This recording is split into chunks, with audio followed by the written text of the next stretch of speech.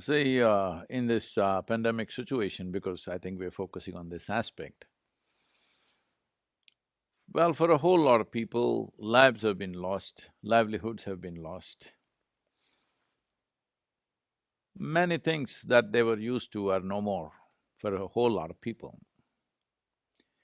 But one important thing which could be causing mental distress is not the loss of these things, mainly because they have more time with themselves.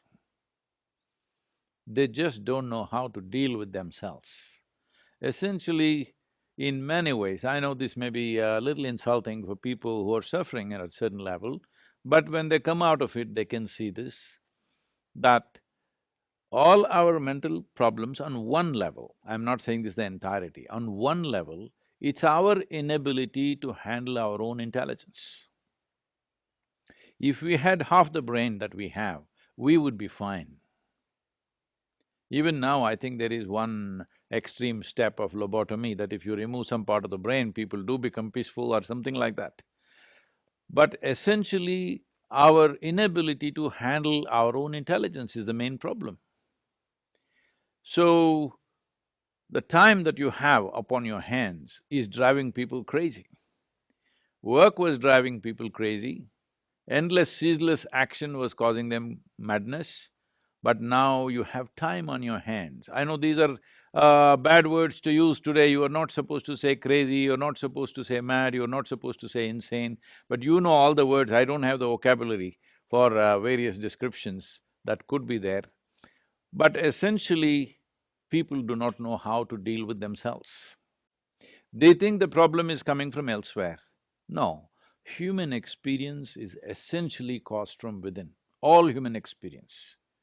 Pain and pleasure, joy and misery, anxiety and ecstasy, all caused from within.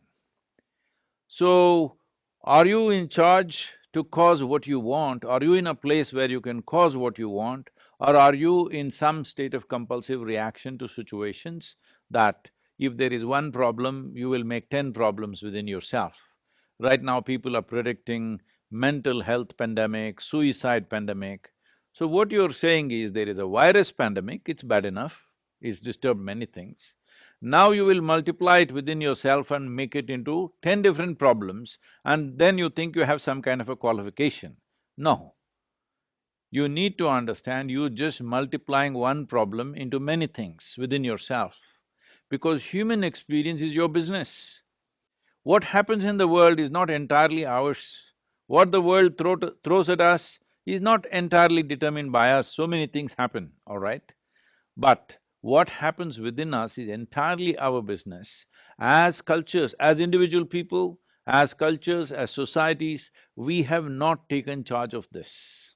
The way we eat, the way we sit, the way we breathe, we have not handled this mechanism in such a way, the human mechanism, which is the most sophisticated and complex mechanism on this planet, which is a consequence of 1,000,000 years of evolution. Now we don't know how to handle it.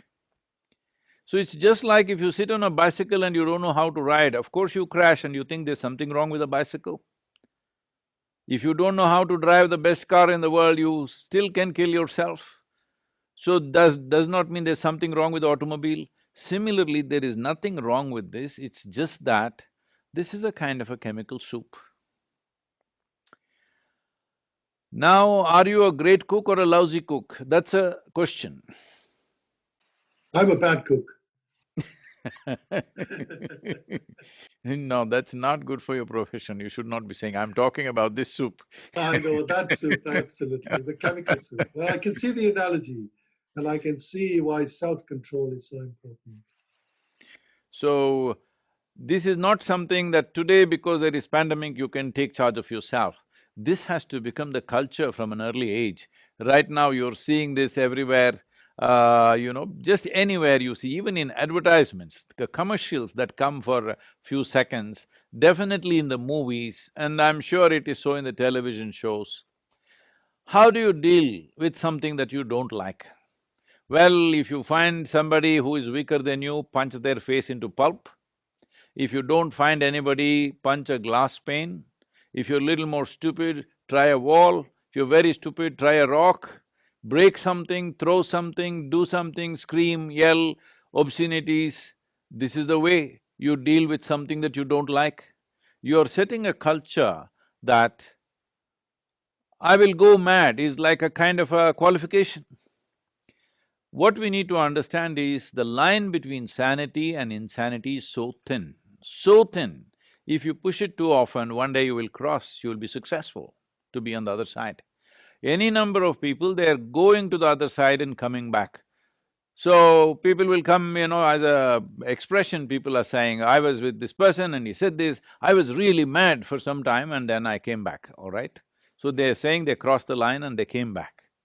Well, if you cross the line too often, one day you won't be able to come back, then they will have to come to you or get admitted to the institutions, all these things. But a whole lot of people in every society are doing this every day. They think it's their right to cross the line and come back.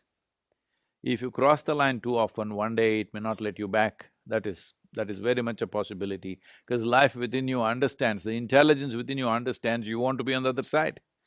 This may sound like a very unfair judgment for those who are suffering mental ailments. Well, there are pathological situations, there are genetic situations, I know this. But there is a way to go beyond all that. This is why a human being is capable of being conscious. That's why we call you a being. We do not refer to any other creature on this planet as a being, because only this creature is supposed to know how to be. If you know how to be, would you be sane or insane? That's a big question. It's a very obvious answer. If you know how to be, you would be in the highest level of pleasantness, not in highest level of unpleasantness.